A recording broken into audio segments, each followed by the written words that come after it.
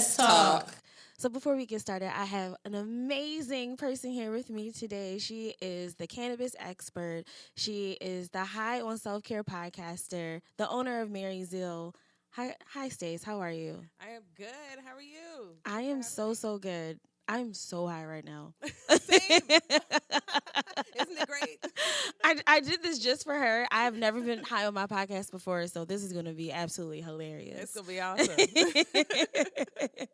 So we'll get into all of the good stuff with her for our panel discussion for this week. But for Pop Tart World, my favorite couple who I stand in love for, Sierra and Russell Wilson, they actually just went to Denny International Middle School and they donated $35,000 to start a savings account for all of the students there. So each and every student is going to start off with $40, and they're using this app called the Goal Setter app, which is Black owned.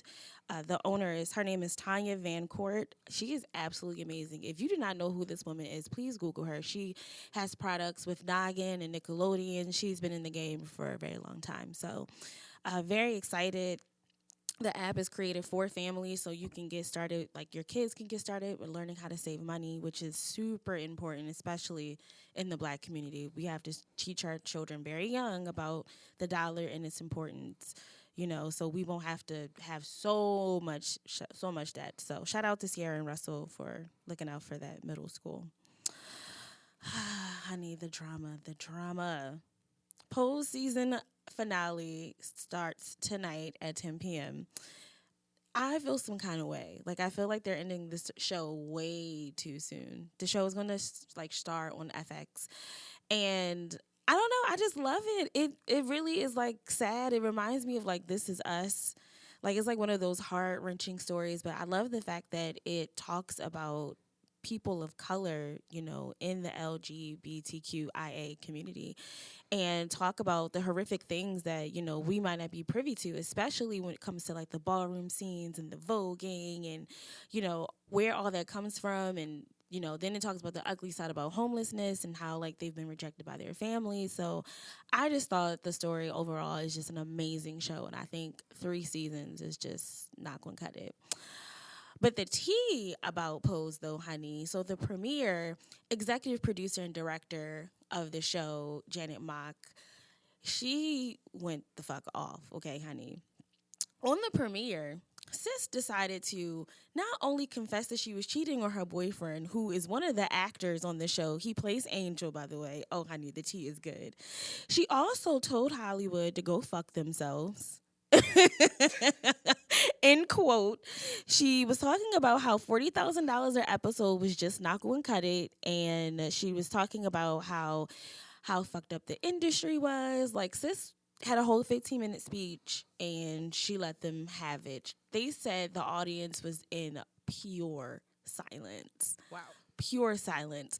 But the craziest shit is she also then said boyfriend told him to get up, as she said, I was going to let him go today, but I decided to fuck someone in the crew to keep him along. Baby. It's the shade for me. It is the shade for me. I don't know. She was having sex for a good cause. I don't know what was happening with that, but she told Hollywood, she says, honey, I don't need Hollywood. You want to know why? Because I'm fucking free, honey. And that's on per. Be free. I cannot imagine if somebody cheated on me and decided to confess that in the middle of my fucking premiere show. Bitch, I would be done. I would be so done. So done. Mm-mm. So, honey, I'm a watch the show, honey. But Janet Mock she is not having it. So, honey, I hope you have future endeavors on deck because I genuinely love you. I think you're an amazing director, but it just cracks me up. So we shall see. So Google actually has a new program. It's actually for formerly incarcerated people. It's called Career Readiness for Reentry Program. So if you actually go to Growth Google, they actually have a lot of nonprofit organizations that they're trying to put together for people.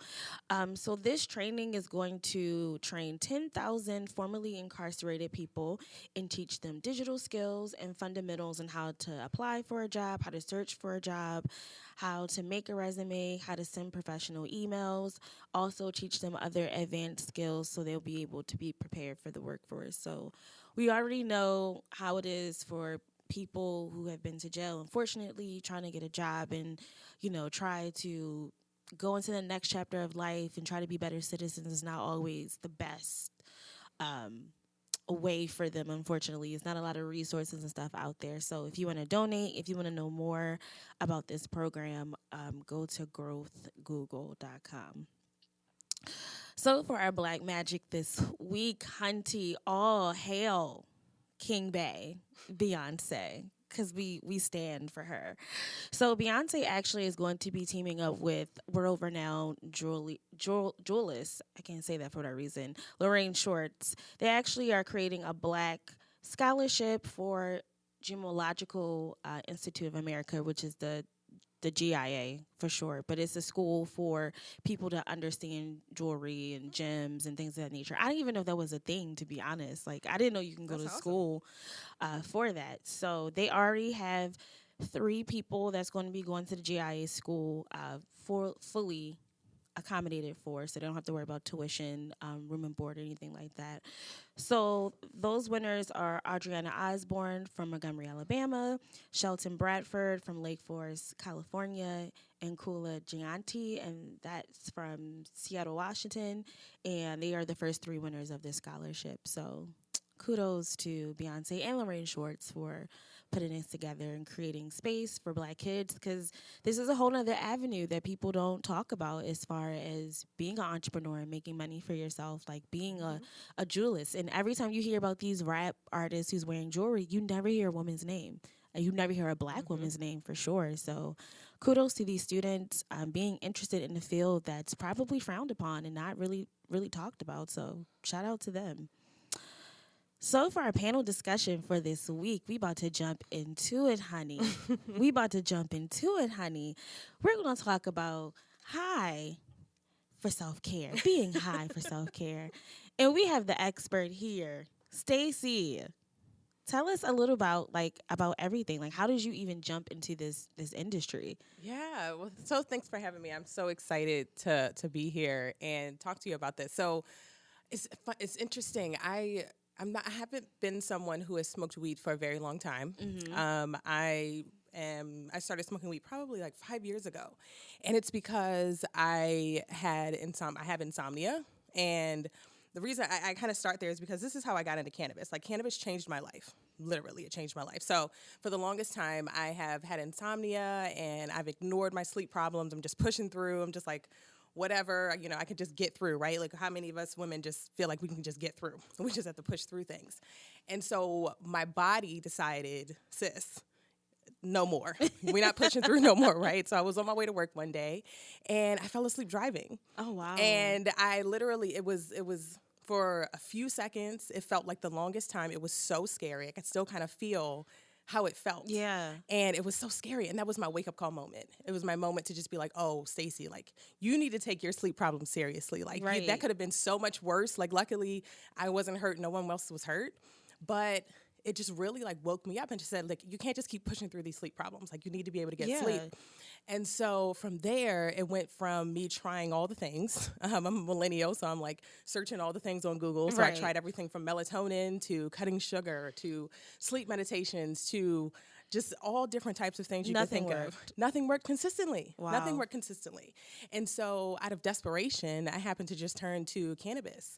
And I was always someone who was around cannabis. Like, it wasn't something where I was just like, oh, I think weed is bad. I just didn't want to be considered a smoker. I didn't want to. Same. I still kind of bought into that whole, like, a little bit of, weed is bad, whatever. I'm just like, y'all can do your thing. I'm just not going to do it. And so finally, I happened to be living in Las Vegas at the time when weed had just went recreationally legal. And so I was able to kind of just like go into a dispensary because I was over 21, and just buy weed. And I was just like, oh, okay, this is great. So I go in, I try it, and it just like changed my life. From that day, I literally have been able to get consistent sleep. Wow. And, and it's trying different types of weed. Like, I wouldn't say, like, everything helps me sleep. I have, like, specific things that I smoke to help me sleep, and I know what to look for and stuff like that. But, it literally changed my life because now I get consistent sleep. Now I can wake up energized. Now I feel more clarity. I used to feel like I was in a fog. I used to feel tired all the time. Right. Now And I thought that was normal. Yeah. And it's not normal, right? Just to be out there just sleepy all the time and just pushing through and having to chug coffee. And that's not normal. Exactly. And when you can actually get some sleep, some real good quality sleep, oh my goodness, it's literally life-changing. So that's why I kind of got into the industry. I started with becoming a consumer and it changing my life. And then years went by with me being, in the marketing field. That's what I do for my full-time job.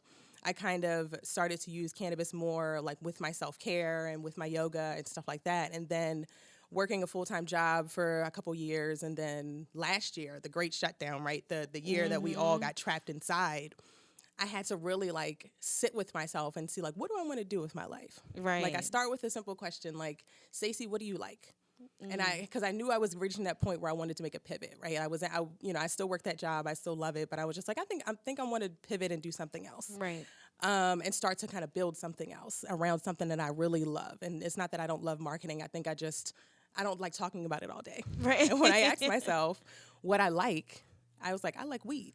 Right. I like talking about cannabis. Cannabis changed my life. I love self-care. I'm a yogi. I meditate every day. I do yoga every day. I journal. And so I naturally said, well, I don't want to talk about cannabis education. Like I talk about that, and stuff like that. And there are so many sources you can get out there for that information. But I wanted to talk about practically how we can use weed to pair it with our self-care, to prioritize ourselves, and to build a deeper connection with ourselves, to live our best lives. Yeah. And that's what I've decided to kind of create with Mary Zeal. Yeah. So how do you get to that point? Because I know for me, I was the same way. Like I thought weed was bad. Like, I used to literally like, I remember being younger and like guys who would smoke would turn me off so bad. And I was like, ew, you smoke weed? Like, ugh. Like it was so beneath me. And, you get all that propaganda. You're like, this is your brain on drugs. Yes, and it's Dare. like, oh my gosh. Oh my God. Those Dare commercials were hilarious. But now it's like, doing it now because this is the most I've consumed, like dealing with the panorama. That's like the best time ever because it's like you have nothing else to do. But at first I was using it for recreational purposes. Like I just want to be high. But then when I started my spiritual journey, I'm like, I feel more connected. I'm able to meditate so much better. I can even go into my stretches and stuff when I do yoga so much more. And it's like, I feel this sense of oneness. I feel so deeply connected. So now it's like, when I am experiencing something, I want to make sure it's tied into my journey. So I journal, I just try to do things that I know sits well in my spirit. And I for sure know weed definitely helped me with all of that. So Yeah, and that's what it's about, right? It's really about kind of showing up for yourself and doing things that make you feel good. And I love that you mentioned that oneness because that's what I also feel, right? Like I also feel that when I'm doing I've always been a yogi, right? Like my self-care journey started before my cannabis journey. Like I've been a yogi for the longest of times. I'm even a yoga teacher. I'm certified to teach yoga. I taught yoga for about a year or a couple of years. I taught yoga. And in doing that, I realized that, I remember the first time I went to a yoga class high because I was just was like, okay, I used to go to a yoga studio. I did hot yoga, and that was my thing. And so I was like, okay, let me smoke first in the parking lot. And then I went upstairs, and I was like, oh, yeah. And then from then on, I was like, every yoga class I went to, I smoked. It hit different. Yeah, it does. It really hits different because you can really focus. You can really feel the postures. You can really feel grounded. And I find that, even if you don't like yoga, this isn't me saying yoga is the self-care. It's for me, self-care is about making a commitment to yourself. And it's about being intentional with the things that you do and being in alignment with who you are. And if yoga is not that thing, that's fine. But maybe it's journaling. Maybe it's reading. Maybe it's taking a walk. Maybe it is just I love a walk and smoke. I love to sit in my car. Recently, I've been sitting in my car and smoking weed and listening to podcasts. Yeah. I love that, And so it's about making a commitment to yourself. Yeah. And so whatever that activity, however that activity manifests itself for you, it's fine. But really, like, it's about making that commitment to yourself. And that's really what I want to help people do, is to feel that deeper connection that you can really feel with yourself when you incorporate cannabis into your self-care. So let's circle back for a second. Let's get into the weed. So like, let's just break down the difference between the two, because I always get them confused because I'm still like a beginner. And like people who want to get on this journey, you know, what would be some things they can like kind of start off with to kind of ease their way into it? Yeah, I think that the first thing that you can kind of start with is education. I think that education is so powerful, especially around cannabis, because it's been such a demonized kind of plant, right? Yeah. Like, you know, we talked about DARE, we talked about reefer madness, all that kind of stuff, right? Yeah. It's all this scare tactics out there. But when you really look at this plant that has literally evolved from thousands and thousands of years, right? Like, weed has been around longer than we have. Right. You know, and it's been used in spiritual practices and all kinds of practices and healing practices and Western medicine, and Chinese medicine and stuff like that for decades, years, centuries, right? So it starts with the education. And one of the things, I recently had dispensary owners in Maryland. They own a medical dispensary. It's a doctor and an engineer, and they own this dispensary. They're fabulous women, and they came on my podcast to talk about the research behind cannabis and wellness and stuff like that. And what we talk about is the endocannabinoid system inside of your body. Everybody has one. And the endocannabinoid system inside your body regulates things like mood, appetite, sleep, pain sensation, inflammation, all types of stuff. That is what is inside of us, is that regulates all of those types of things. And when you look at cannabis has receptors in it that go right with the endocannabinoid system. So when you ingest cannabis in some kind of way, the cannabinoids that are in cannabis, which are like THC, CBD, CBG, they're all different cannabinoids. You can think of them as like kind of components of cannabis. And those things end up going and working together with your endocannabinoid system. And that's what gives you the benefits. So it's like we all have the system inside of our body. This plant helps to ease with inflammation. It helps to ease with pain sensation. It helps to elevate your mood. It helps with appetite stimulants in some kind of ways for people who maybe you're a cancer patient who doesn't eat, and you can smoke weed and it would stimulate your appetite. And so it works so weed works with that system, and it gives us what we need, right? The goal of the endocannabinoid system, which I love, is balance. Right. Its goal is to create harmony and balance within your body. And so when you think about it, it's like we have, if you have maybe like your high anxiety or something like that, something in your body is off balance. Right. So you can use cannabis to kind of bring you back into balance. And there's like, we can go down the rabbit hole of talking about different components of cannabis, different strains that do different things and terpenes and all that kind of stuff. But on a more high level, like, that's what cannabis does. It interacts with a system that's already within our body that regulates all of these types of things. And it provides the benefit to that system that then distributes that benefit to our bodies. And that's why it's so good for us. Right. So if you want to try it, what's the first thing you would recommend? Well, the first thing I definitely recommend is again, like educating yourself, more. So, I mean, definitely, doing your research and stuff like that. So I have a free guide on my site, maryzeal.com. You can go to that site and you can find my Bud Voss guide. And that takes you through everything from like what cannabis is and what the endocannabinoid system is, but then it also talks about the difference between CBD and THC. And when you're just starting out, it's really important to know the difference, because THC is what is going to get you high. It's what's going to feel that euphoric kind of, sensation that, is kind of associated with stoner culture, right? So that's what that's what you're getting from THC. CBD is the more medicinal cannabinoid of the cannabis plant. So when you want to figure out if you're wanting to start, like what you want to do is start with yourself, right? And that's where I kind of bring it back to the self-care and the checking in with yourself thing, right? How do you want to feel? When I turned to cannabis, it was to fix a specific problem. It was to figure out how I can get sleep. Right. So because I knew I needed to get sleep, I looked for different terpenes that stimulated sleep. I tried different strains and all that kind of stuff. And keeping in mind that cannabis interacts with everybody's system differently. Right. So differently. And that's why it's so important to try different methods of consumption. Like you can try edibles, tinctures, flower. You can try vapes. You can try all kinds of different things. Or you can try so many different strains. You have sativa strains who are more uplifting.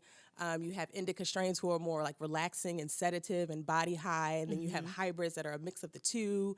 And so then you go into terpenes, and terpenes are like the kind of the smell of cannabis. And when you you figure out what you want, the terpenes are kind of what dictates how it affects your body. So like a terpene one, for example, is called limonene, right? And it sounds like lemon. And it's an uplifting strain. It's uplifting terpene. So if you find a strain that has a lot of that in it, it means it's going to be more uplifting. Yeah. But for beginners, I definitely recommend like starting with figuring out like, so how do you want to feel? Do Right. you want to feel uplifted and creative and euphoric? Or do you want to help manage some pain that you may have? Or do you want to relax on the couch and get some sleep? Or what do you want to do? What do you want to use it for? And that's where you kind of figure out, like once you figure out how you want to use it, that's when you go into looking like, okay, let me try sativa strains. Let me try some hybrid strains. Let me try indica strains.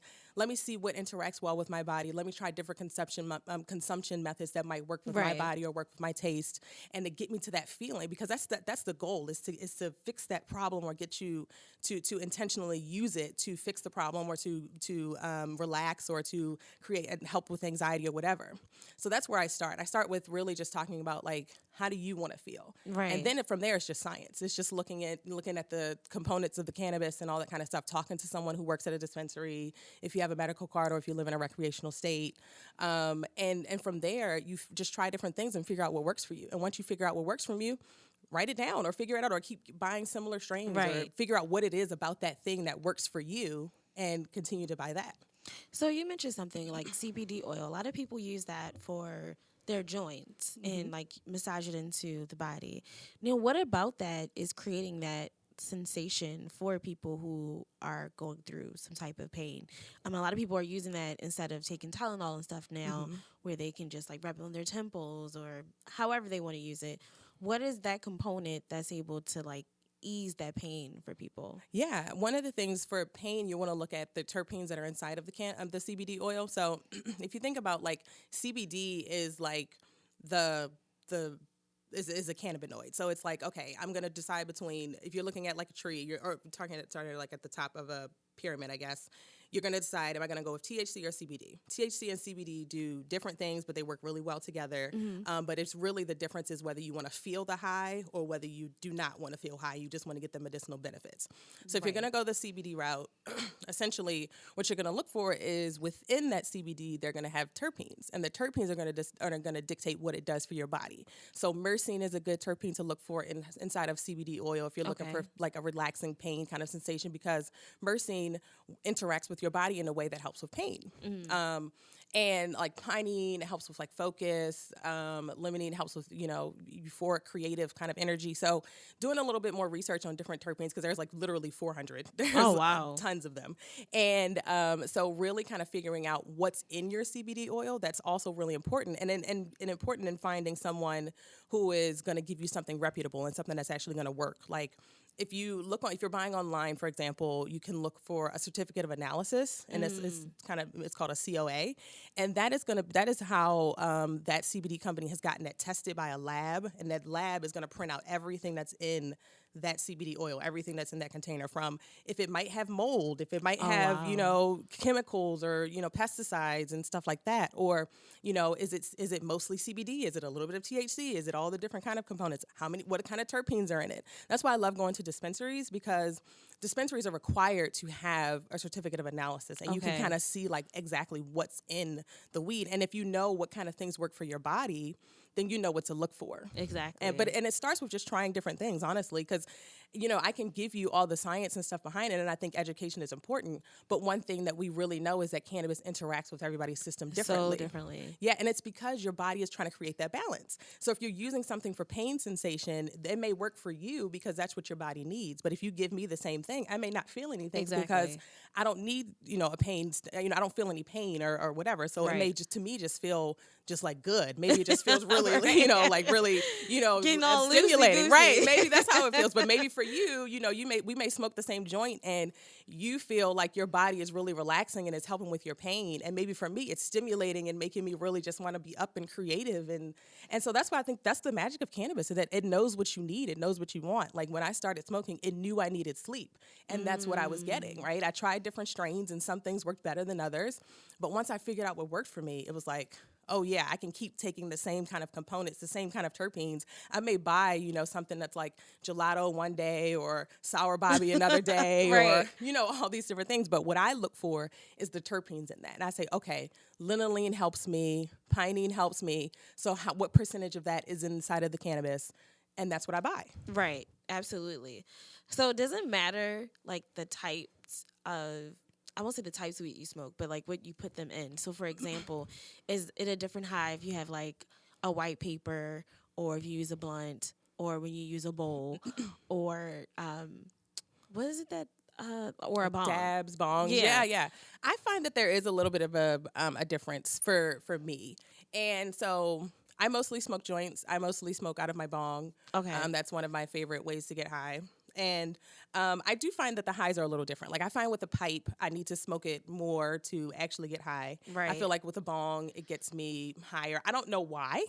I can't say I can't do it. So why, I tried but it, and yeah. it's like I couldn't inhale long enough. And I thought like and my lungs some was about to people like love clock blunts. out. I cannot, like blunts are hitting me hard. Yeah. Okay, like when I smoke with one of my best friends, like she uses leaves, and that shit hits me so hard because I'm mostly smoking papers and I'm trying to like hold it in, I'm trying to not to look like a bitch and like, Right, like, exactly. but it's like some things just hit harder than others, you know? And so I usually will go with, I use hemp papers, and hemp is cannabis, but it's like a cannabis plant, but essentially it doesn't have any THC in it. Right.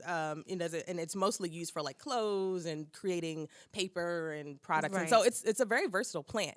So I use hemp papers because I just find them less harsh than blunts and stuff like that. But again, it's about figuring out what works best for you. And I don't like to have tobacco in the products that I smoke, and that's why I try to use like bongs or papers and stuff like that, because I just don't like to consume tobacco. Yeah, because I definitely use my bowl, but I feel like maybe I'm not smoking it right if I have like a blunt or like a joint or anything. Like I feel it, but for that reason, I'm so high when I use my bowl. Mm-hmm. It's like I kind of like know how to use it properly. Yeah. But a bong, no. Yeah. I find that like some people, I love a died. bong. That's how it hits some people. And for me, almost died. Literally when I started smoking, I started smoking with bongs and stuff like that. Cause like I remember I went to the dispensary, I bought a couple eighths, and I started to roll joints. And I would just feel like my weed is just going way too fast. So naturally, I'm somebody who's gonna get on the internet and figure some shit out. So I'm like Googling like, how do I make my weed last longer? And it was saying like, oh, you should try pipes, bowls. And so I'm like looking through all this stuff, and I'm like, oh, bongs. So I go to a smoke shop. I see a real cute little bong that had little kisses on it, and it had like a little kiss as a bowl where you put the weed at. It was so fucking. It was so like amateur stoner, but I thought it was cute, whatever. And so that's how I kind of started smoking, and that's maybe why I feel like I'm just better with bongs, or I'm more used to it, because I just was like, my weed is going too fast. I need to be able to hit it like one, and I didn't feel like rolling up. I'm like, I just need to be able to hit it. I like still twice. don't know how to roll up to this day. Yeah, I literally bought 120 pack of cones on Amazon literally yesterday. Are you serious? I am dead serious, because I had papers, and I hate rolling papers, and I like convenience. I'm a convenience smoker. I have all the shit. I have a tray. I have a box. I have rolling. I'm a bougie smoker. Okay, I need my shit. Okay, and so I saw this hemp thing. This like a hemp package. It has 100 and something in it, and I was like, oh, I'm definitely buying that. And I just been stuffing my cones and. Yeah, I don't know how to roll up. Period. Don't ask me for shit. I've never known how to. And I'm always fascinated when I see people do it so quickly, especially like when you roll a blunt and it's like they just slice it Some open people and can just roll it. You just see I just see fingers and lips. That's all Right. I see. I'm just like, I need like a tray. I need to concentrate. Okay, so I did see a roller. Have you seen those where it's I tried that. That shit ain't work for me. I tried it. I watched YouTube videos. I tried it. So I said, you know what? Oh, cones exist? Okay, that's my speed. Because then I just got a little twisted at the top. So how do you feel about, because it's still kind of frowned upon, especially like with our parents and things of that nature, and they still have this stigma that weed is bad. Like, how do you see it transitioning, for people who are older to kind of look at weed differently? I think that they learn best from us. Yeah. I think that there's so much propaganda that, as much as we were receiving like DARE and stuff in school, Yeah. I'm sure that they were receiving a lot more from like government and war on drugs and, That's true. and all the, and seeing people get arrested for, and so it's painted as that the war on drugs works. Like it was a really, that shit locked up so many people, ruined so many lives. Right. Yeah. And so so I understand how our parents and older generations can see it as something bad. But I honestly feel like the more I talk to my parents about it, and the more I give them the facts and the research and stuff like that, and tell them that, cannabis was outlawed because of racism, literally, like it was because of racism, like so many other things. Yeah. And so the more it connects, and there's so many different ways to consume cannabis that you can, like, I've started, my dad has, some pain in his hands. I've gotten him a little, a THC CBD. It's like a mix of lotion. Okay. And he uses it for his hands. And he says, yeah, it works good. Yeah. And so now I'm trying to ease him into maybe consuming it, because I think it will help him in other areas of figuring out, like, maybe do you want to take a pill? Because they have pills that are like just like a capsule with cannabis in it that's able to be consumed, and because you can't just eat flour, like don't just go and eat an eighth of flour. That's not going to work. You have to actually, it has to be heated, in order for it to work. But there are ways to take pills. There are ways to just like use lotions. They don't even have to get high. That's the thing, is if they don't want THC, like I can give you CBD. I can give you a gummy that's CBD that you won't even feel. All you'll start to feel is like, it's like over time you'll start to feel better. You won't even feel high. So I think that that it's up to us to kind of like to continue to share our stories and to continue like when I tell people about fixing my sleep problems, I can kind of see a light bulb going off, and they're like, oh, so it can actually help you with something that I can experience or I can relate to. So many people have sleep problems, and it's something that people can really relate to. So I think that the more we share our stories, the more we educate ourselves and share facts with the older generations, and let them know that, like, you sitting and seeing someone smoking a joint lazy on the side of the road, that's propaganda. I don't sit on the side of the road and smoke my weed, okay? I sit on my couch and smoke my weed, all right? I'm a bougie smoker, okay? Not on the street, honey. You are not going to be on the streets. Exactly. No. You're going to say, oh, I'm absolutely not going outside today because I want to sit here and relax. Right. Absolutely.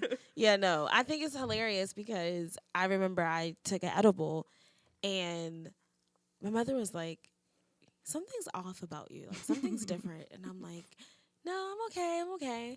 And she's like, are you on that stuff? And I'm like, what stuff? And she was like, she was like, you know what it is. I'm like, I don't know what you're talking about. And she was like, are you high? And I was like, yeah, I'm high. And I thought she was going to like curse me out. And she just was like, oh, okay. She's like, it mellows you out. And I was like, that's it? Where's the judgment? Right. Where's the Bible speech? Mm-hmm. And so it's like, it's so weird that we're in this space of like talking about this, because when we were growing up, this was just like as bad as crack. Yeah. It's painted that way. And it's so like, and I feel like, it's so interesting. Like, one of the things my partner can always hold over me is that he always used to tell me, you need to smoke weed. Because I was always so like, I was on 1,000. Yes. Yeah. And he's like, you need to try some weed. I'm like, no, I don't want to try weed. And now I'm just like, oh my gosh, like, why did I wait so long to try it? Yeah. Because it's like, one, if you educate yourself as much as you can, like, I'm definitely one of those people that's like, I'm going to go down the rabbit hole of understanding something fully before I do anything with it. And so I just kind of, I educated myself, looked at, reputable sources and all that kind of stuff. And you just start to realize, like, oh, this was because of racism. So let me start to unpack that. Let me understand that. Let me understand the education of the plant. Let me understand this system that's within my body that you can literally go and Google and find out information about the endocannabinoid system. Like, it's a real thing, And so the more you understand and go down that rabbit hole of really just figuring it out, I think that's how we bring more people into the culture, and make people more, okay with using it for things. I remember I had someone DM me on Instagram and just saying, like, thank you so much for being so out about your cannabis use. Like, sometimes I feel self-conscious about how much I use, but, it really helps with my pain. Yeah. And I just was like, don't ever be ashamed of how much, cannabis you need to use to help your body. Because nobody else is feeling your pain. Nobody else is feeling your anxiety. Nobody else is, and we can all try to relate to people and relate on different ways, but nobody's feeling how much pain you're feeling. So don't feel self-conscious about how much you have to smoke. Like, if you have to consume a lot and you want to try to, change your different methods, try different things, okay. But don't let anybody shame you because you're helping yourself, because you really are doing something to help yourself. Exactly. And if you think popping perks and popping all that pain medicine is going to be better for you, yeah. Yeah, That's and not, it's like, not the way. Yeah, and it's like I'll still take a Tylenol sometimes. Like I'll, if I'm like really in pain, but like I always try weed first, and I'm like, it helps me at least like stop thinking about the pain so much, right? And it's the anxiety like, that comes with it, and all that stuff. And so when and then if I realize like, okay, I'm still feeling a little bit of pain, let me go ahead and take a Tylenol. But I don't have to take 4. No, I don't have to take a couple. I can just take one, or or you can find things that really help with pain if that's what you need. I don't typically buy things that help with pain, so the weed that I have doesn't have a lot of myrcene and that type of stuff in it. So what I smoked wouldn't really help me with that much with pain anyway. So I smoke and I'm just like, okay, let me pop a little bit of a Tylenol real quick, but it's definitely not something where you feel like you're using something super strong or having to use something super strong. And it helps people to get off of opioids and all kinds of stuff. Like it's such a good grounding kind of plant, like outside of the spiritual sense. Like it's such a great, helper for your body. But then when you add it with things like self-care and, connecting with yourself and committing to yourself, that's how you start to really just like live your best life. Like, because you're just like, I'm unbothered. I'm okay. I'm free. I'm living my life. I'm making decisions that align with who I am and what I want. And I'm not worried about what society kind of like thinks of me or thinks I should do. Like, fuck those shoulds, Yeah, I completely feel that. So let's talk about the different highness, because I took an edible today and you smoked today. But I always hear about these like horrific stories about people who take edibles, and they're always like, I got so high. And so like we kind of really don't understand like the research of that, because I've had my first time experience the edible, I felt like Whitney Houston when she was on the prime of her crack life. Do you understand me? Like I was sweating so badly from every orifice of my body. I kept felt like I was hallucinating. My heart was racing. I just remember saying like, oh my God, like you can't ruin the cookout. You can't ruin the cookout. Pull yourself together. Pull yourself together. So, I mean, I text one of my friends and she was just like, just drink a shit ton of water, and just try to like lay down. But I mean, I looked like I had a Jerry curl. Like I looked crazy. I was sweating so bad and like trying to consciously not think of the most outrageous thoughts that you can possibly think of. Yeah. So what was I truly experiencing in that? It was probably too much THC. It was probably too high of a dose for your body. And, I think one of the, like, edibles are interesting because it's like, it has to be a science. And I had a cannabis chef come on my podcast early in the season.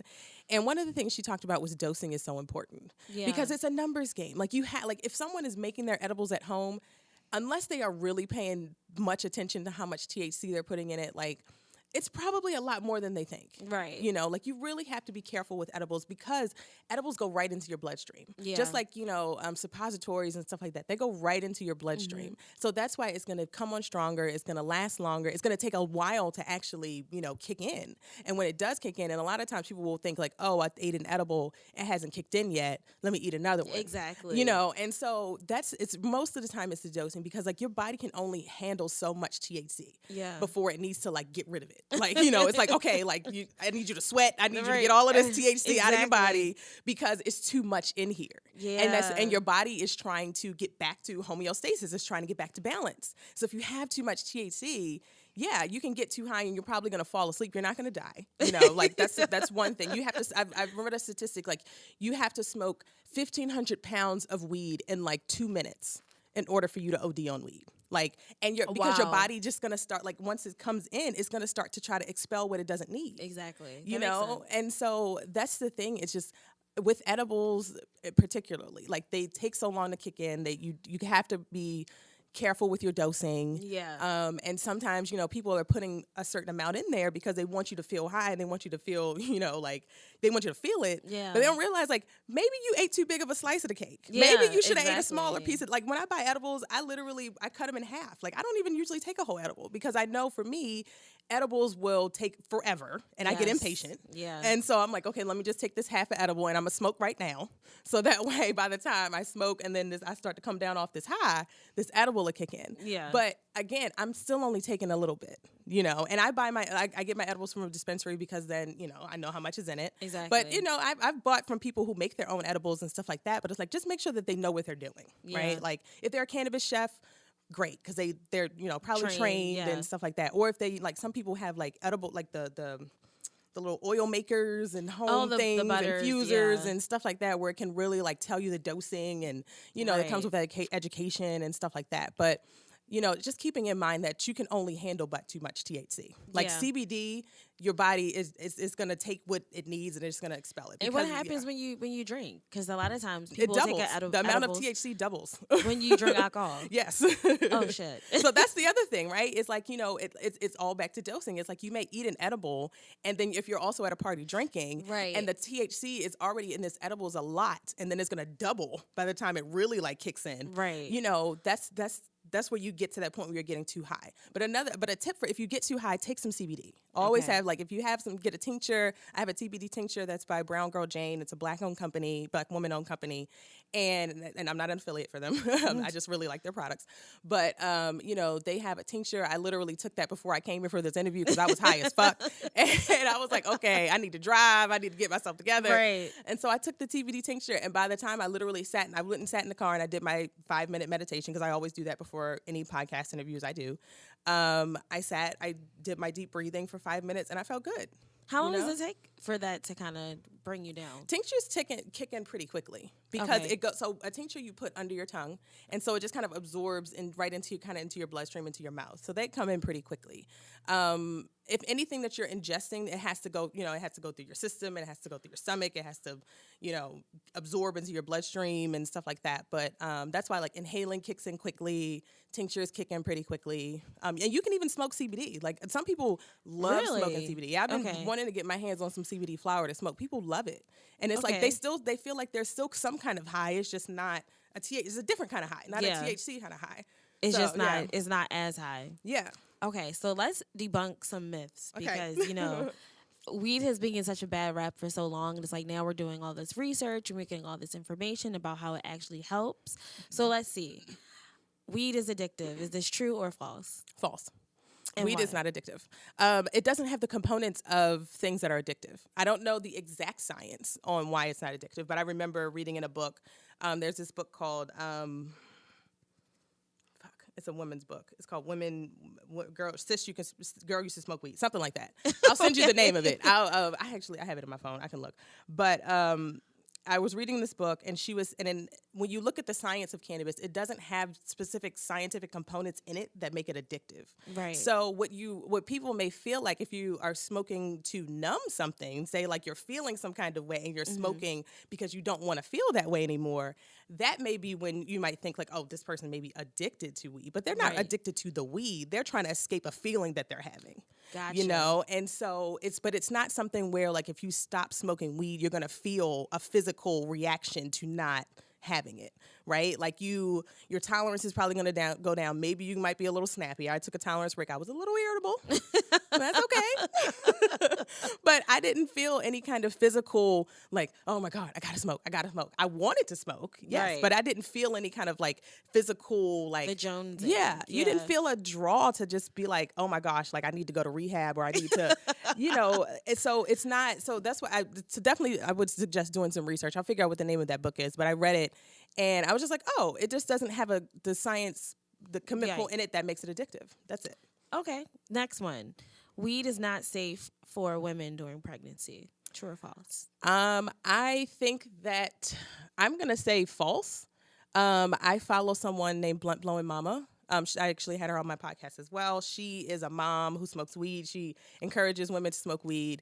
And I saw that she had some kind of like breastfeeding and pregnancy resources. So that's definitely somewhere I would check. I'm not an expert on kids and pregnancy and stuff like that. So I don't know for sure. But in my personal opinion, like, because cannabis is not going to harm you, why would it harm your baby? Like, I don't get it. Like, I don't, like, it's just like, if I'm drinking water and it's safe water and, and it nourishes myself, why wouldn't it also nourish my baby? Like if it's weed and it's helping me to, with nausea or helping me with, elevating my mood and, stuff like that, why wouldn't it also help my babies? But You know? Because they're gonna think when the baby is born, it's gonna be a crackhead. Exactly, but it's like no, the baby's gonna be zen as fuck. That's what they teach you. Like, oh, if you smoke weed during your pregnancy, Right. you're gonna have one of them hills have eyes babies. Yeah, yeah. So definitely check out some resources on that for sure, because there are so many. Like I follow a cannabis doula on Instagram. I have a nurse, a cannabis nurse that's going to be coming on my podcast to talk about some of the,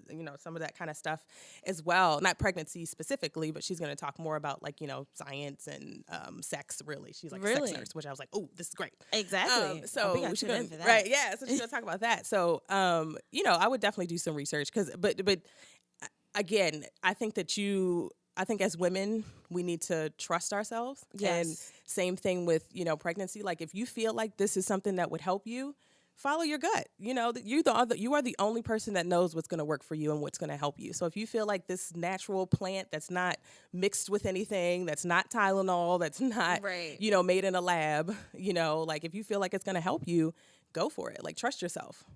Right. Okay. Next one is weed is just as harmful as cigarettes to the body. Absolutely not. No. There are so many things wrong with that. Like cigarettes are just terrible for our bodies. Yes. And we have so much research that shows it's terrible. Yeah. All of this weed propaganda is not backed by science. It's not backed by research. It's like, and you know what it's like? And if there is a little bit, like I won't say like, I don't want to generalize and say there's no research that says weed may be bad. But think about it like this. Why would we have a sugar company doing research on how harmful sugar is? Like, why would a sugar company tell you that weed is harmful? I mean, that sugar is harmful. Right. They're not going to show you research that says it's harmful to your body, even though we know it's harmful for our bodies. Even though we know consuming too much sugar is bad for our bodies. And so why would we trust, a government that has outlawed weed and has locked people up for weed and demonized people for weed? Why would we trust them when they say that weed is bad?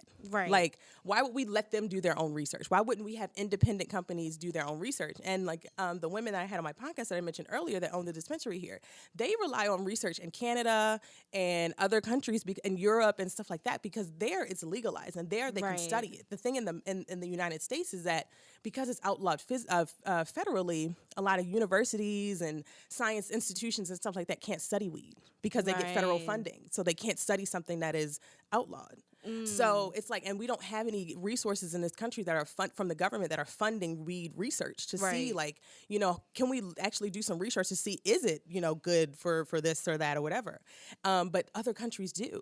And so we have, so I would definitely challenge people to kind of expand your worldview, right? Like start to look at some research in Canada and Europe and other places that have federally legalized it and who actually fund studies and fund research into this plant, because it's more than just America, right? Like, again, it's legalized. It's decriminalized here. I mean, it's not decriminalized. It's decriminalized in Maryland, yes, but it is federally still criminalized, and because they're profiting off of private prisons and all this type of stuff. So why would we trust them when they say that this plant that we've done research and says this plant is bad?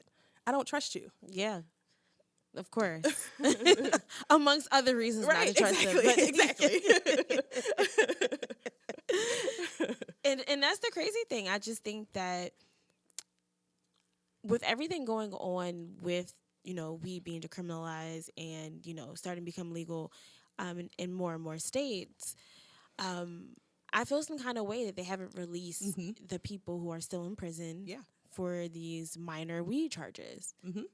Yeah, I agree. I think that we have to continue to use our platforms to also shine the light on the other side of weed, because there is this side of weed that is amazing and beautiful and, so communal, and, some of my best friends are stoners, and like, there's that side of it. But then there's this other side of people literally still being in jail in in cities, in states that are legalized, like in places like California and places like, some of these other places that have legal markets still have people in jail for weed.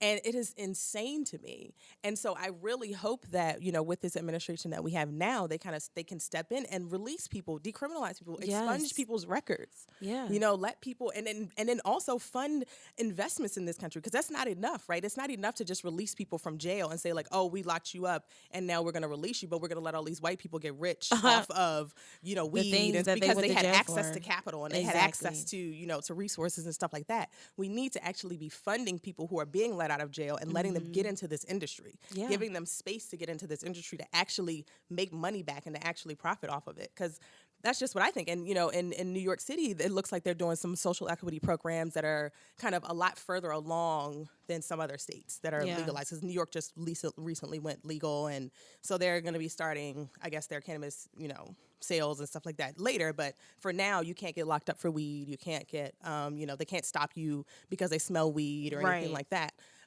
So hopefully New York will kind of like set the stage and really their programs will expand to other places and stuff like that. Because even in Maryland, it's been, the equity programs are not, from what I understand, are not great. So we really need to, as much as we talk about how good the plant is, we still need to make sure that we are, checking into the other side of it and figuring out how we can use our resources to help. Like, there's a organization called the Last Prisoner Project that I've been meaning to get some more information on to figure out, like, what I can do or how I can help.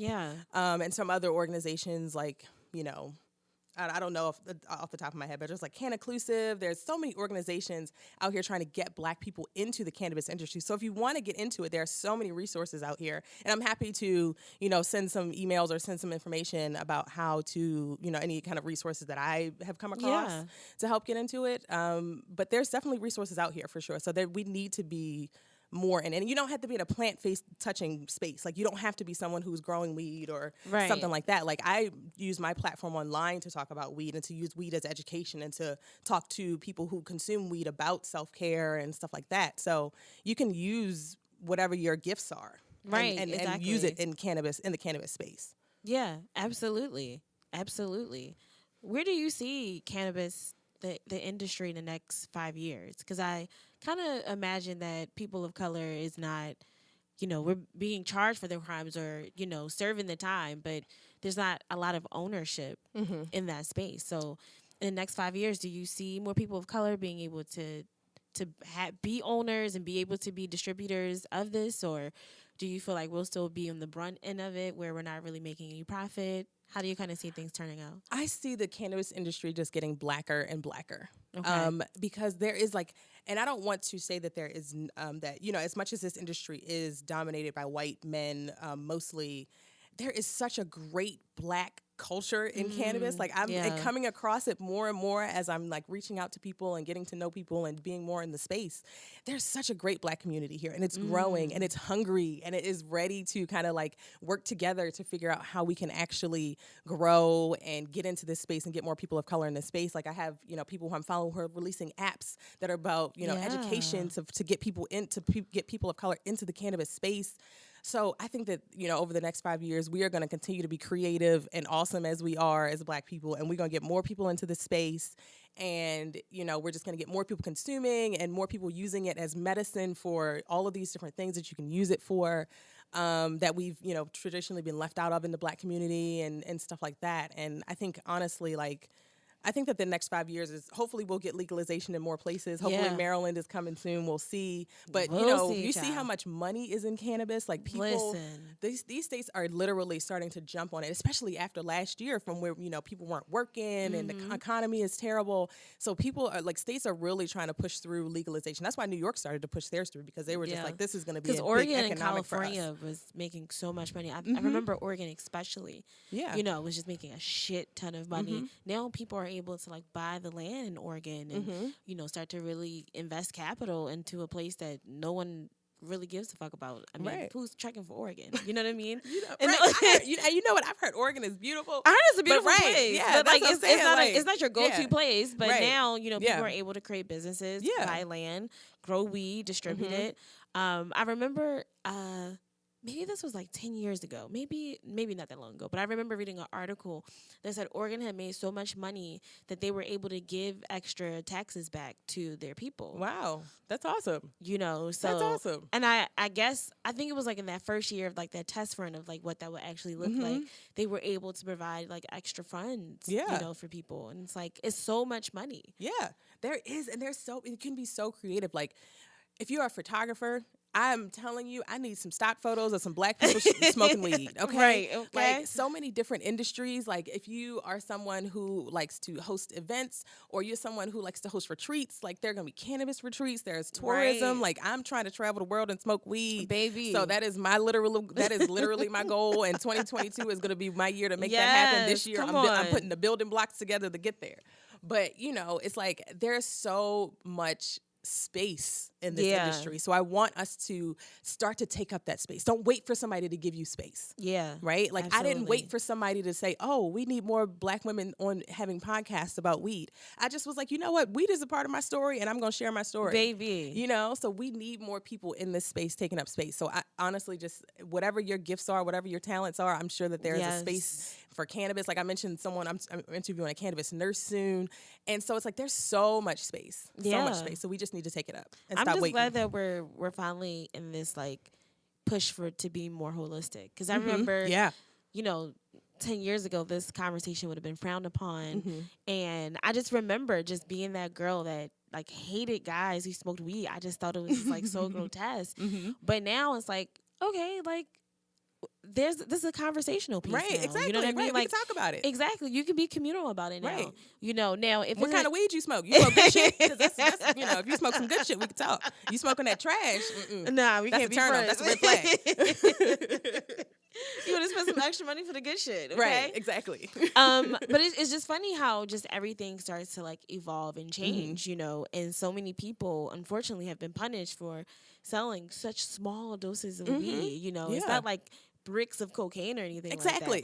You know, but these people are serving like the same amount of time as if you were to kill someone. You know, and and that's the part that like really fucks me up is that, you know, people are still suffering, you know, and although, you know, with the new administration, they're talking about prison reform, but that's huge. Like, why are people still in prison now in states where it's legal? Exactly. So it's not even a crime anymore. What they did technically is not illegal. So why are they still serving that crime? Exactly. Because they're just making so much money off of fucking private prisons and stuff like that. And it literally drives me crazy because it's like, you know, how is it that we can allow people to literally distribute so much weed? Like there is literally a damn near a dispensary on every damn corner in California. Okay. And I love California weed. I love smoking weed in California. That's like one of my favorite places, in Vegas, and smoking weed. I love that. But like, you know, it's crazy to me that people could still be locked up over this and people could still have it on their records or whatever. But it's like, you know, it is what it is. We just have to keep fighting. We have to keep like just saying like as much as we want to consume weed, we cannot let the conversation of social equity and, you know, getting people out of jail for weed, we can't let that conversation fall to the wayside. Like as much as we talk about using weed and legalizing weed and, you know, helping people, we need to also talking about how we can bring people who were disenfranchised and had their lives ruined because of this plan. Yeah, absolutely. And that needs to be done ASAP because it doesn't make any sense. Like you said, these white venture capitalists are now making so much money when our brothers are being demonized for something that they won't be able to touch the profit from. Exactly. You know, it's been years and years in prison because of it. So it's so crazy though, just to see how everything is like kind of turning out. But back to self-care. What are some tips you would give women, especially trying to smoke, and how can the experience be much better for them because every woman now all of a sudden is talking about self-care. No shade, because we all need a little bit of self-care, but sometimes it's deeper than just taking a bath. It is. It is. It is. It really is. And to me, it's about making a commitment to yourself. And so for me, what I teach my audience is to create a self-care routine. Because when you have a routine, one, you can be intentional, right? You have to be intentional with your self-care. You have to be intentional with yourself, with your life. Let's talk about that, right? Like just letting shit happen or just, you know, winging it does not work. I've done that. I've been someone who would wing it. It does not work. You know, so same thing with self-care. Like if you are going to do it consistently, you need to create a routine. And my morning routine literally is like foundational to start my day. Like I start my day with I get out of bed. I have like, you know, my breakfast. I always hydrate before I smoke weed. And then I will go for a walk and smoke because it's been nice out. So I'll like do a walk and smoke, come home, do yoga, in my living room because we're still in the pandemic. So I do yoga, and then I'll meditate, and then I'm good to go for the day. Then I can jump into working and being a side hustler, and because we all have so much we have to do, right? We have so many things we have to do. We have commitments and all kinds of stuff. But you have to take care of yourself first. You have to feed yourself first so that you can give from an abundant place, so that you can stay aligned with who you are, and you're not giving somebody your last. You're not prioritizing everybody else above yourself. Come on. Put yourself first. And that's why when you do it as a routine, it becomes a part of your day. It starts to flow. And because you create a routine that you like, right? Like, I don't tell people to go and do yoga unless it's something that you enjoy and something that you like. What I tell people is when you're creating a self-care routine, the first thing you want to do is figure out something that you enjoy. Like, what do you like? Like, I've been asking myself that question before I make any move ever. It's like, Stacy, what do you like? Right. And find something that you enjoy. Maybe it's reading, maybe it's writing, maybe it's art, maybe it's walks, maybe it's shopping, maybe whatever, and whatever your self-care is, like, figure out what you like, figure out something that challenges you just a little bit, so that you don't get bored. For me, I feel like yoga definitely challenges me every day. And find something that leans into your strengths. Like, your strengths are things that you bring energy to that light you up. So, like, for example, one of my strengths is I took a Gallup strengths test, and I interviewed a strengths coach on my podcast on High on Self-Care, and she was talking about how we can use our strengths for self-care. And with your strengths, they're things that you bring energy to. So, for example, I bring energy to learning. Like, for me, it's about learning something. It's not necessarily knowing something. Right. It's more the process of learning that I bring energy to, that it brings me joy. So what I do when I incorporate that into my self-care, I'm making sure I'm always learning something. So it's reading a book. It's, doing yoga because that literally teaches me about myself, where I'm at in that moment, in that day. It's, stuff like journaling because that helps me to learn about myself. It helps me with, like, one of my other strengths is harmony and connectedness. And so anything that I can do that makes me feel not connected, that make me feel connected, mind, body, spirit, that's what brings me energy. So I lean into those things, right? So I highly recommend taking a strengths test. I took the Gallup Clifton strengths test, and it gives you kind of a list of, your strengths and stuff like that, or personality test, an Enneagram, whatever, taking something to more understand how you kind of function in this moment, in this person as you are. Because we think we know ourselves and we think we bring energy to things. But, like, I remember thinking, before I took a strengths test, I remember thinking that because I was always learning something, I didn't know enough. And now that I recognize that learning is something that I can bring energy to, because your strengths are not good or bad, they're neutral. It's something I bring energy to. So I find myself, if I'm procrastinating, it's me going to Pinterest and trying to learn something about a topic that I've learned about for 10 years. Right. Something that I know. Exactly. But because I'm a learner, I can default to going to try to learn something, but it holds me back sometimes. So recognizing what those things about yourself, within yourself that you can either bring energy to positively or negatively, or can hold you back or push you forward, it's really important. So I talk about those kind of things. And then talking about creating a routine, like, I have a free morning routine checklist on my site at maryzeal.com that you can check out. But, like, one of the things I talk about is tracking your time. Like, we don't realize how much time we spend doing things in the morning, like having to roll up, having to make breakfast, having to, open the blinds, having to water the plants, all the kind of stuff you just do in the morning that you just get up and you just start doing random shit. So, like, figuring out what you're doing, how much time you have in the morning, figuring out what things that you can stop doing in the morning. Like, for me, it's making sure that I buy yogurt and portable and breakfast that I could just grab out of the refrigerator, right? Like, I don't have to cook breakfast in the morning.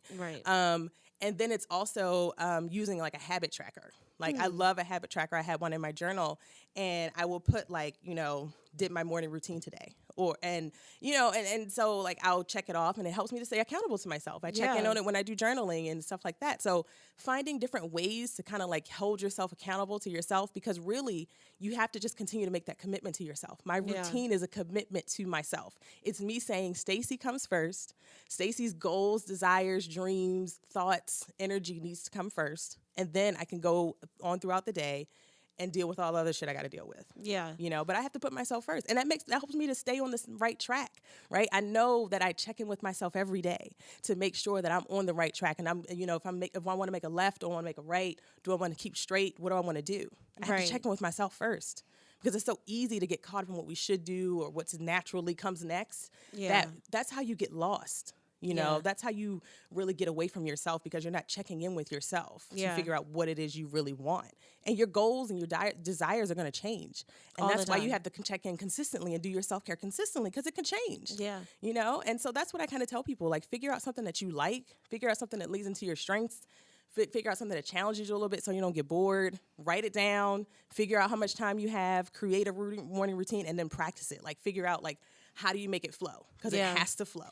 That's the key word you said, is flowing. Because I realize is that, you know, sometimes we move too fast and that we neglect like what we truly need for ourselves. And then some days I'm like, you know, let me just go with the flow. And sometimes it can be just as simple as me cleaning the house, or then my friend calls and it's like, oh, like, let's just go grab a drink. And I just leave and go grab a drink. And like sometimes you just have to lean in to what's actually happening in the present. Because sometimes we're so obsessed with the future, or we're too depressed about the past, that we miss the moment of just being present right here, right now.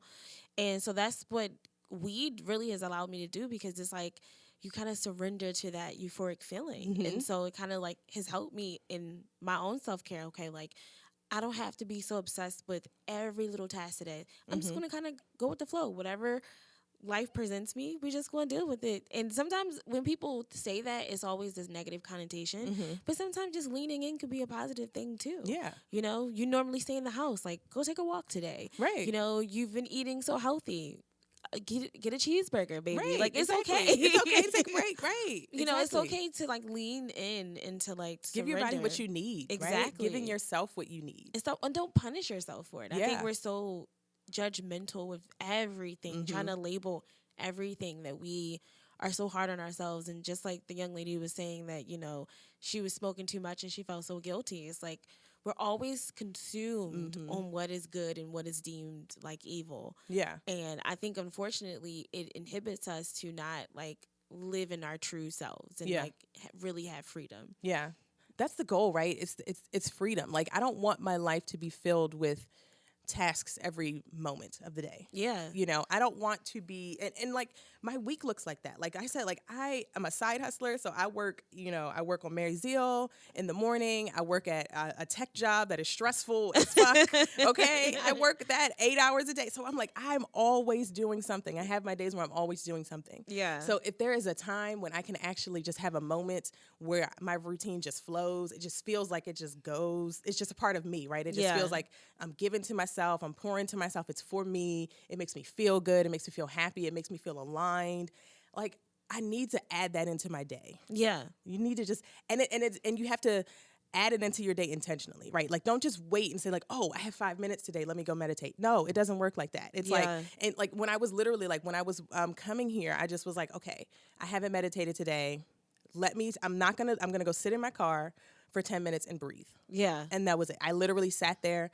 I literally just sat there and I breathed, and I just did my deep breathing. I didn't have any music on. I didn't have anything on. I just sat there with my eyes closed and I just breathed. And that was for me. Yeah. Because I needed it. Yeah. Because I went to brunch. I was doing all the things. You didn't get a chance to ground yourself. Yeah, I didn't get a chance to ground myself. Yeah, and before I talk to my people, before I talk to y'all, before I want to share this information, I got to make sure that I have my feet on the ground. Yeah. Because I realized that the more I pour into myself, the more I grow myself, the more I share my story, the more that inspires other people to grow. Yeah. That it inspires people to go internal and to figure out what's going on with themselves. Yeah. Because that's what it's about. It's about freedom, like you said. It's about freedom to live whatever life you desire. And life does not have to be filled with busyness. It doesn't have to be doing shit all day and negativity. Right? It doesn't have to be. We can literally just be. And I think that's what cannabis helps me to do. It helps me to just be. Exactly. I feel the same way. It's just like that level of like not giving a fuck about what's happening or what other people are thinking. It's just like, I'm existing in this moment. Yes. I'm able to show up for myself. I'm able to feel this level of euphoria, and I'm able to still get stuff done. Because let me tell you, like, I worked out and I did not think it was going to be able to get done. I thought I was like, I'm either going to die here or I'm going to need a wheelchair to get out of here.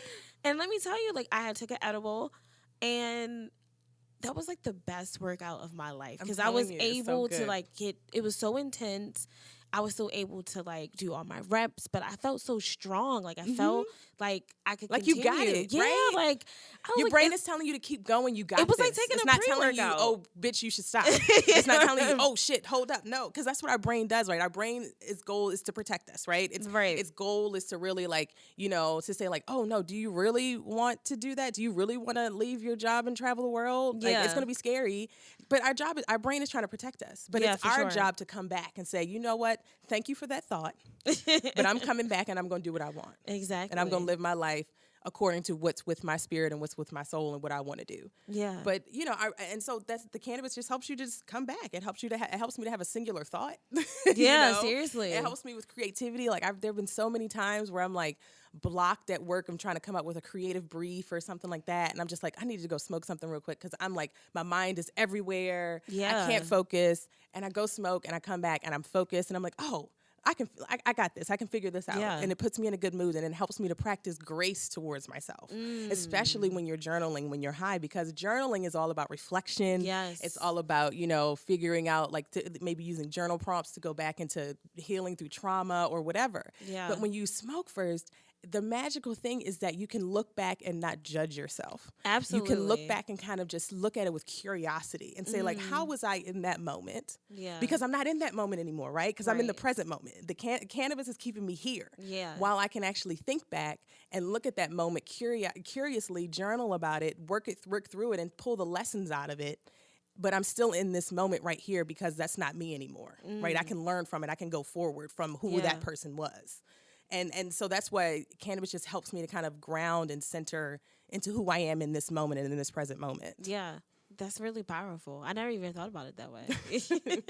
That's high thoughts. I think about all types of shit high. And it's funny because I've been doing these exercises where I allow my mind to just run. And it's so funny because I've been having like these very lucid memories, like memories that I've suppressed for so long, and they're not even bad. It's just that so much time has passed and my brain does not consider it relevant probably. And I'm like, damn, like I remember this when I was 4 years old. And so what I've been doing is allowing my mind to just do its own thing. And I've just been journaling like my thoughts. That's awesome. Just kind of seeing like, you know, what that memory was about. What comes up, you know, how that made me feel. And it's like sometimes like, you know, if you're doing like inner child work or if you're in therapy, like it also helps, you know, being able to reflect on things that probably has caused you trauma that you didn't even realize existed because you've been suppressing it and, you know, pushing it back in your mind so long. So sometimes we can help actually bring things to the forefront to like kind of help you sift through a lot of painful memories or even great memories that you just kind of forgot about. Right. Yeah. How often do we forget about our greatness? Yeah. Right? How often do we forget about how many amazing, awesome things we have done? How many things we've overcome? Yeah.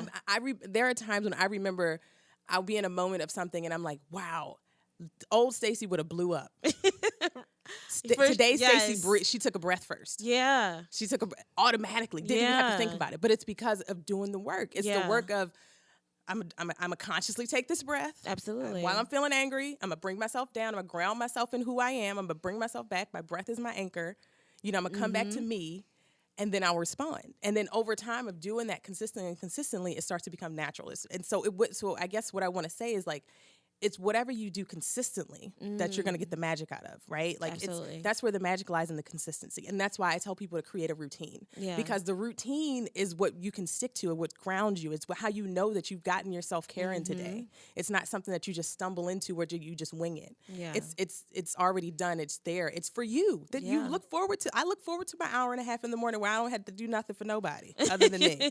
And if I want to just turn on some Janae Aiko and flow and on my yoga mat, I will just do that, right? Yeah. And so it doesn't have to be rigid. Like I don't want people to think routine means rigid. Yeah. It just means that you have something to anchor to. Yeah. And you have something to look forward to and you have like something that you can actually stick to if you just kind of want to get that self-care and stuff in. But if it changes, that's the magic of life, right? Shit changes. Isn't it okay? You don't have to punish yourself for that. Yeah. Yeah. And you get to learn how you are because trial and error is the best way to learn anyway. Yeah. And so you get into these routines, you figure out like, I actually don't like doing that as much as I thought I did, so it's like also a learning experience for yourself because it's like it gets to really show who you truly are. What makes you the most comfortable? What makes you the most happy? Mm-hmm. You know, what really brings you peace? What really brings you balance? Yeah. And sometimes you might think that there's one thing, and it might be an overlap on some things, and then some things is like, you know what, I'm actually not really a consumer. I'm not really a fan of this, Yeah. and I need to do things this way, or I need Right. to try this. But there's no right or wrong way to your own self-care. Mm-hmm. It's not. There's no perfect self-care. There's no it's perfect not like, self-care. oh, do yoga and you'll be Buddha. You'll be free. Like, yeah. no, that's not how it works. You know, it's doing something that feels you, because the thing is, you want to make yourself feel good, right? Exactly. And the more you feel good, the more you can take that energy throughout your day, the more you can inspire other people, the more you just feel centered and with yourself, right? You don't feel like you're last on your list. You know that you're first. Yeah. Because I'm the one who's driving this ship, right? Like, if anybody wants to get stuff done, like if I want Auntie Wednesdays to happen, Auntie needs to be good. Right. Okay. Exactly. Auntie needs to smoke first. Okay. Yeah. So that Grayson can come over and, you know, we can run around and play and do our thing, and he won't drive Auntie crazy, you know? And so that's what it's about. Like, it's really just, it's pouring into yourself so that you can show up for yourself, and for the people who you want to show up for. Yeah, absolutely. Well, thank you so much for joining the show. You have so much information, and please, how can people get in touch with you to learn more, to connect with you? Thank you so much for having me. This has been a blast. I've had a great time. So you can definitely check me out on Instagram at Stacy Zeal, StacyZeal. You can definitely check out all the free resources that I have on my site, maryzeal.com/free. I got a whole bunch of free shit on there if you want to go and check out that. And also definitely subscribe to my podcast, High on Self-Care. It comes out every Thursday. And it's just, it's my way of kind of sharing my story, sharing the stories of other people, other cannabis consumers, and other people who are in the self-care space, to really just help us, particularly Black women, to just elevate and escalate and continue to shine our light. Like, we're fucking dope. Yeah, okay? We need to put ourselves first so we can continue to be dope. Exactly. We do not have to be the stereotypical strong Black woman. Yes, fuck that. That sounds just, that's not ridiculous. What I want to be. I just want to be Stacy. Okay? I want to be Stacy. And sometimes I don't want to be strong. I could be strong. I could put some IKEA shit together. But sometimes I don't want to. Yeah, and that's okay. And it's okay not to do all that. Yeah. But, you know, we can change the tide. You know, it starts I'd with rather us. pay the IKEA people to come put that shit together, okay? Like, that way I could go and you put that shit together, and I can go and do my yoga or do some shit that makes me feel good, okay? And her website will also be in the link description. So once this is you know, once we upload it, you know, you'll definitely be able to just go right to the link, so you can get all her free resources. I definitely love her beginner's guide. It actually was very nice. It really like breaks down like what to use, you know, how to use it, what the differences are, you know. So yeah, it's very, very helpful, because baby, I'm still in like baby pre-K when it comes to. I feel like I was there just not long ago. Like, I really, like, I've talked to people who've been like, oh, I've been smoking my whole life, and I just be like, I've only been smoking for a few years, and it's already changed my life. Fuck, I don't know what's going to happen in the next 5 years. Exactly. How else is it going to change? I'm excited. So for our Ask to Read this week, this question is actually for you, Stace.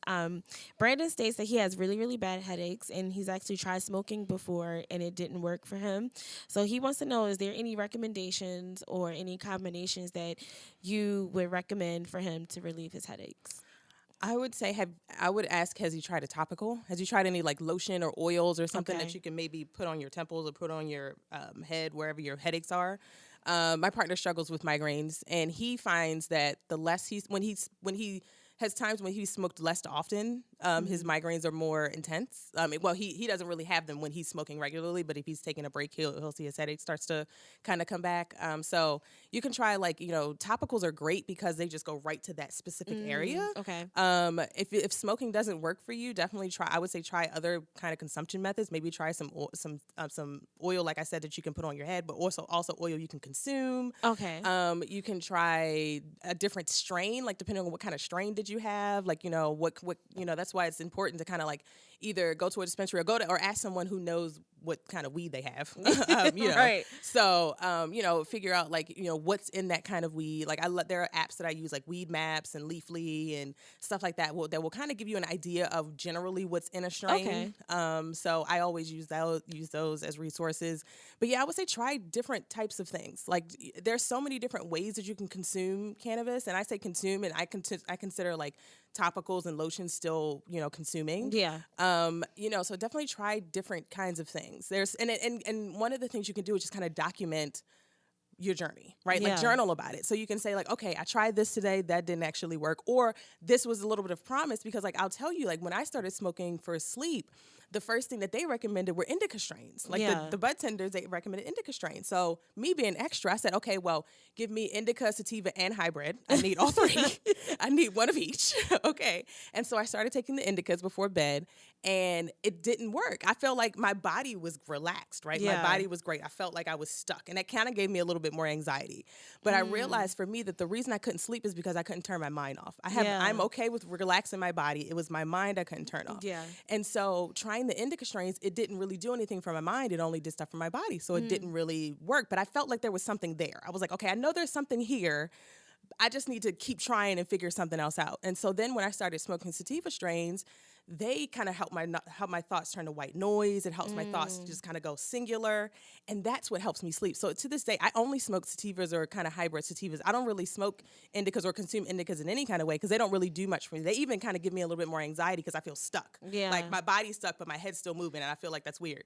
So, so I would say try different things, and just document your progress, and that way you can start to see like, oh well, this one didn't work completely, but it made me feel something. So let me see what's in this, and see like maybe try a little bit more pinene this time. Let me try a little bit more myrcene. Let me try a little bit more of this, a little bit more of that. Document your journey. And there are apps that you can do this too. There's an app called On Tracker. There's an app called Jointly that you can use to kind of like track, different strains and how they feel and stuff like that. So I think that it's really like, go kind of explore. Yeah. Like find some different things, because obviously if you're asking this question, you're not completely turned off by weed, right? You're not like, okay, well, it didn't work for me, so fuck that. Right. You're kind of curious. So kind of take that curiosity with you and kind of explore some different strains, some different consumption methods, some different things, and figure out what works for you. Yeah. Well, Brandon, I hope you feel better, because I know having that type of pain is fucking annoying. So I hope that works out for you. So for our words of wisdom this week is: walls keep everybody out. Boundaries teach people where the door is, and that is by Reach Out Recovery. Ooh, and so as we talk about self-care, the one thing you have to learn is, what is my defense mechanism? Mm-hmm. Because our brain does everything to protect us, but it doesn't necessarily might be the right way. Mm-hmm. And sometimes us shutting down is not the greatest form of communication, especially when you're dealing with other people. Mm-hmm. And so like those walls, definitely not always the healthiest. However, a boundary allows who has access to you and who doesn't. Mm-hmm. So creating what that boundary is and making it the door, you're saying, okay, am I going to unlock this door and open it for other people to walk in and have access? And one of the greatest things about being on my own personal journey is creating boundaries and understanding that people are only going to treat you the way you allow them to. Mm-hmm. And so if I accept, negative behavior and things of that nature, that's what I'm going to get. Yeah. But if I stop certain shit at the door, baby, this will not have access to me. Mm-hmm. And so I'm encouraging everyone who is listening today, create boundaries for yourself. And it's not necessarily for the other person. It's for you. Yeah. Because sometimes we pour from empty cups and we're trying to do so much for other people. And like Stacy has been saying the whole time, like we do not make ourselves a priority. Mm-hmm. And not everybody deserves the privilege of you and having access to you. So you need to create space in who's allowed to do that. Yeah. Protect your energy. At all fucking costs. Your energy is so valuable, so precious. Yes. It is so, it's so important. So yeah, I love that. That's amazing. Well, thank you so much for joining us this week, Stacy. Definitely appreciate you, and happy early Mother's Day. We won't be here next week because I'll be with my mommy, but we just want to celebrate all the mothers out there. We appreciate you. We love you. We value you, and we see you guys next time. Bye. Yeah. Thanks for having me. Bye.